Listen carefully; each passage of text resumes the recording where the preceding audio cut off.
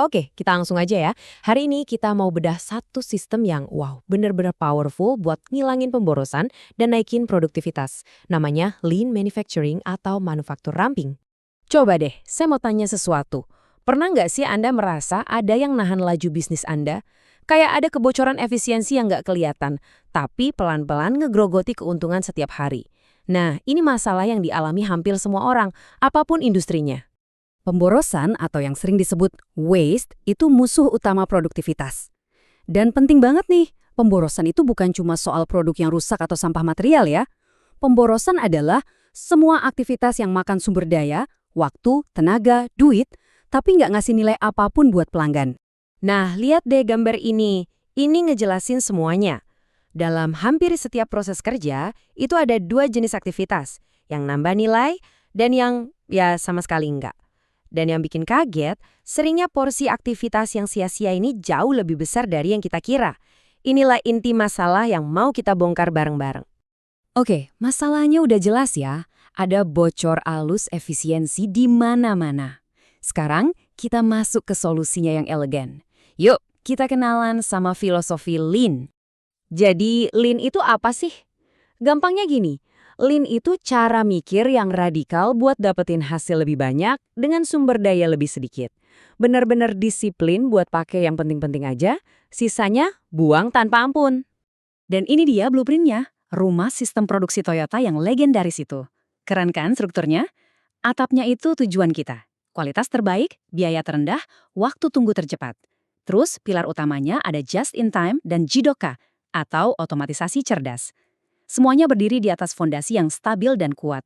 Ini bukan cuma gambar loh, ini kerangka kerja yang jenius banget. Nah, biar bisa pakai Lean dengan benar, kita harus kenal dulu siapa musuh kita. Ada 3 musuh utama efisiensi yang wajib kita identifikasi dan kita taklukkan. Kenalin, ini dia trio maut dari Jepang. Muda, murah, dan muri. Ngertiin tiga-tiganya ini dan gimana mereka saling berhubungan, itu kuncinya buat ngebuka mata kita. Soalnya mereka ini jarang beraksi sendirian. Yang pertama, muda. Nah, ini dia definisi klasiknya pemborosan yang bakal kita bahas lebih dalam. Pokoknya, setiap langkah, setiap gerakan, atau barang apapun yang nggak berkontribusi langsung pada apa yang diinginkan pelanggan, itu mudah. Berikutnya ada murah alias ketidakmerataan. Coba bayangin deh, ada tim yang hari ini lembur gila-gilaan, besoknya malah bengong nggak ada kerjaan. Alur kerja yang naik turun kayak ombak ini kan bikin stres, nggak pasti, dan seringnya ya malah nyiptain musuh kita yang ketiga. Dan yang terakhir, muri alias beban berlebih. Wah, contoh di sini udah jelas banget ya. Muri itu terjadi pas kita maksa orang atau mesin kerja di luar kapasitasnya. Sering banget gara-gara murah tadi. Hasilnya, capek, rusak, dan ya ujung-ujungnya jadi cacat produksi, jadi mudah lagi. Oke, sekarang kita masuk ke bagian prakteknya. Si muda ini, musuh yang paling kelihatan, ternyata punya 7 wajah yang beda-beda. Dan serunya, mereka ini nyambung semua, kayak rantai. Sekalinya Anda bisa lihat, wah, Anda bakal melihatnya di mana-mana. Pemborosan nomor 1, dan ini dianggap biang keroknya, adalah produksi berlebih. Kenapa? Karena inilah induk dari hampir semua pemborosan lain. Bikin sesuatu kebanyakan atau kecepatan, itu sama aja kayak memulai efek domino yang rusak sistem. Terus, barang yang diproduksi berlebihan tadi larinya kemana? Ya, jadi tumpukan inventaris. Ini dia pemborosan kedua. Stok numpuk itu bukan aset ya, tapi beban. Makan tempat, ngiket duit, dan yang paling parah, itu nutupin masalah-masalah lain sambil maksa kita melakukan pemborosan berikutnya. Ketiga, menunggu. Ironis banget kan? Di satu sisi barang numpuk, di sisi lain ada orang atau mesin yang nganggur.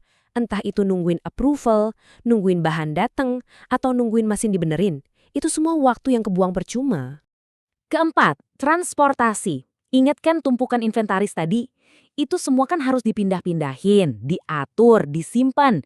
Nah, setiap gerakan barang yang nggak perlu, itu murni biaya. Pelanggan nggak bayar kita buat mindahin barang di gudang kan? Lanjut kelima, pemrosesan yang nggak perlu. Ini tuh kayak kita nambahin fitur yang nggak diminta pelanggan, atau ngecek sesuatu 2 kali padahal sekali juga cukup. Intinya, kita sibuk kerja, tapi nggak nambahin nilai apa-apa di mata pelanggan. Keenam, gerakan yang nggak perlu. Jangan salah ya, ini beda sama transportasi tadi. Ini soal gerakan orang. Coba hitung berapa langkah yang dihabisin karyawan cuma buat nyari obeng atau nyari dokumen. Tata letak yang jelek seringnya karena harus nyediain tempat buat inventaris, itu biang keredinya. Dan yang terakhir, yang ketujuh, cacat. Ini pemborosan yang paling kelihatan dan biasanya jadi puncak dari semua masalah tadi. Produk cacat itu sering banget disebabkan oleh murasi alias beban berlebih. Dan proses buat ngebenerinnya, wah itu malah nambahin gerakan, transportasi, dan waktu tunggu lagi. Bener-bener lingkaran setan pemborosan. Jadi ya inilah inti dari Lean. Ini bukan proyek sekali jadi terus selesai, bukan. Ini soal budaya perbaikan terus-menerus atau yang biasa disebut Kaizen. Tujuannya bukan cuma motong satu pemborosan, tapi ngeberesin seluruh rantainya sampai ke akar-akarnya. Nah, sekarang pertanyaannya kembali ke Anda. Setelah mata Anda terbuka dan bisa ngelihat semua pemborosan ini, bukan cuma masalahnya, tapi juga sebab akibatnya, coba deh lihat sekeliling Anda. Di titik mana Anda akan mulai memutus rantai itu?